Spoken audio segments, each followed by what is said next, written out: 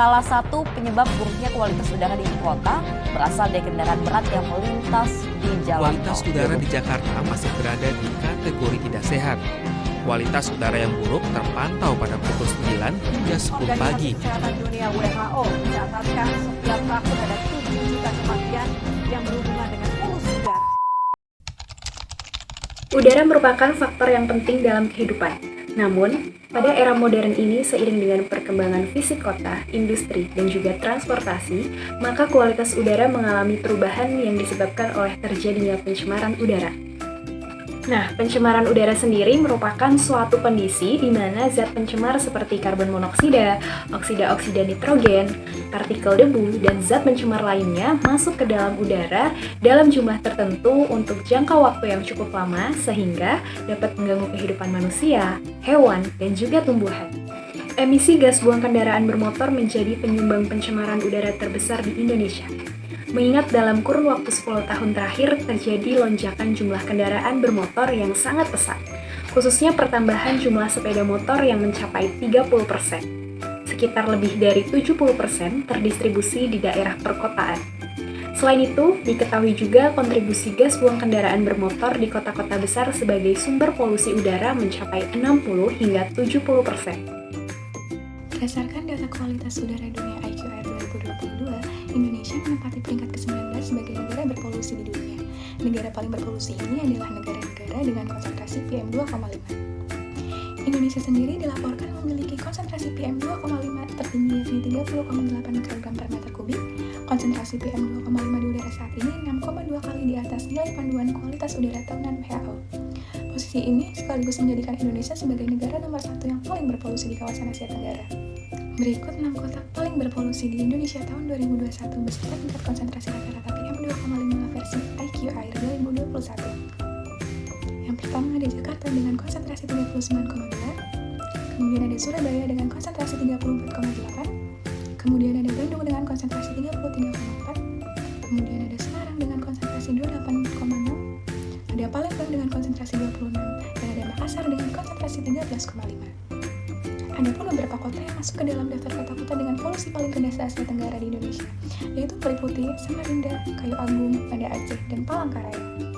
Semua kendaraan bermotor yang memakai bensin maupun solar akan mengeluarkan gas karbon dioksida, nitrogen dioksida, belerang dioksida, dan partikel lainnya. Unsur-unsur ini, apabila mencapai kuantum tertentu, bisa menjadi racun bagi manusia atau hewan. Sebagai contoh, gas CO2 merupakan racun bagi fungsi-fungsi darah, dan CO2 dapat menimbulkan penyakit sistem pernapasan. Kemudian yang kedua, dapat mengakibatkan perubahan suhu. Efek rumah kaca merupakan gejala peningkatan suhu di permukaan bumi yang terjadi karena meningkatnya kadar CO2 atau karbon dioksida di atmosfer. Kenaikan suhu menyebabkan mencairnya gunung es di kutub utara dan selatan, sehingga volume air laut meningkat, perubahan iklim yang semakin ekstrim, dan perubahan siklus hidup. Yang pertama yaitu penurunan kondisi kesehatan jiwa manusia.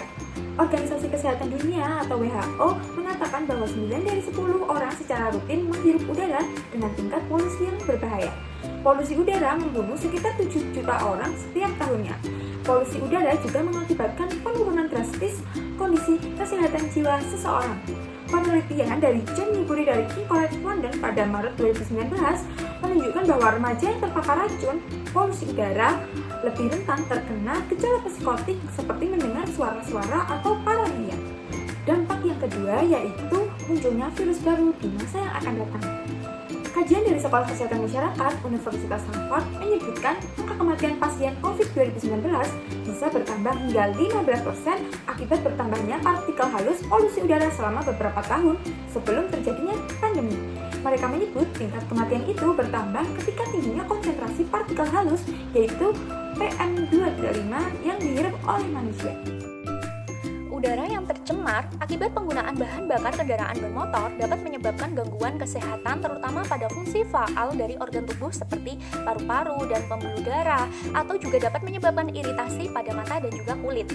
Biasanya, pencemaran udara karena partikel debu baik PM2,5 maupun PM10 ini dapat menyebabkan penyakit pernafasan kronis seperti bronkitis kronis, emfisema paru, asma bronkial, dan bahkan kanker paru-paru. Kadar timbal yang tinggi di udara juga dapat mengganggu pembentukan sel darah merah. Gejala keracunan dini mulai ditunjukkan dengan terganggunya fungsi enzim untuk pembentukan sel darah merah yang pada akhirnya dapat menyebabkan gangguan kesehatan lainnya seperti anemia dan penyakit atau kerusakan ginjal. Keracunan gas CO timbul sebagai akibat terbentuknya karboksi hemoglobin atau COHB dalam darah.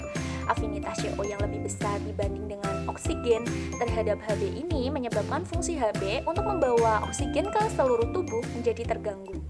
Sehingga ini akan memicu kondisi terjadinya gejala sesak nafas. Sementara itu, hidrokarbon di udara yang bereaksi dengan bahan-bahan lain akan membentuk suatu ikatan baru yang dikenal sebagai polisiklik aromatik hidrokarbon atau PAH. Apabila PAH ini masuk ke dalam paru-paru, akan menimbulkan luka dan juga merangsang terbentuknya sel-sel kanker. Kemudian, untuk bahan pencemar udara seperti NOx maupun SOx dapat mengakibatkan iritasi dan peradangan pada sistem pernafasan. Bagaimana cara mengurangi polusi udara akibat asap kendaraan? Pertama yaitu mengurangi penggunaan kendaraan pribadi. Kita dapat memilih alternatif kendaraan umum seperti bus maupun kereta api.